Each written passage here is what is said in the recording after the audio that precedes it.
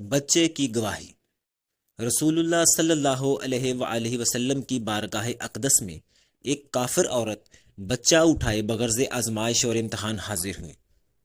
اللہ کی شان دیکھیں، اس 2 ماہ کے دودھ پیتے بچے نے کہا، یا رسول اللہ صلی اللہ علیہ وآلہ وسلم، السلام علیکم، ہم آپ صلی اللہ علیہ وآلہ وسلم کی خدمت اقدس میں حاضر ہیں۔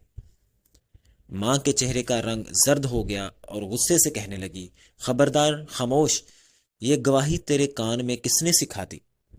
بچے نے کہا، اے میری ماں، تو نے اپنے سر کے اوپر تو دیکھ، تیرے سر کے اوپر حضرت جبرائیل علیہ السلام کھڑے ہوئے ہیں، مثل کامل بدر کے وہ مجھے نظر آ رہے ہیں۔ وہ فرشتہ مجھے وصف رسول اللہ صلی اللہ علیہ وآلہ وسلم سکھا رہا ہے اور کفر و شرک کے ناپاک علوم سے خلاصی و رہائی دلا رہا ہے۔ رسول اللہ صلی اللہ علیہ وآلہ وسلم نے فرمایا، اے دودھ پیتے بچے، یہ بتا کہ تیرا نام کیا ہے؟ بچے نے کہا، میرا نام حق تعالیٰ کے نزدیک عبدالعزیز ہے، مگر ان مشرکوں نے میرا نام عبد عزا رکھا ہے۔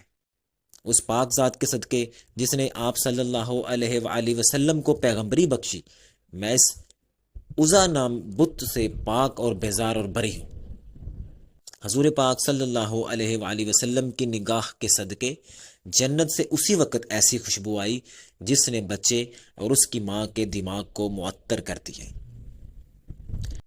آن کسے را خود خدا حافظ بود، مرغ و ماہی مرورا حارس شد۔ یعنی وہ جس شخص کا خدا خود نگہبان ہو، اس کا تحفظ مرغ و ماہی بھی کرتے ہیں۔ بچے کے ساتھ ماں بھی ایمان و اسلام کی دولت سے مشرف ہو گئی۔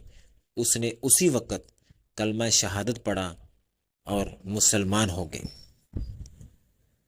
درس حیات۔ اس حقائق سے ہمیں یہ درس ملتا ہے کہ نیک لوگوں کی قربت سے ہمیشہ فائدہ ہوتا ہے۔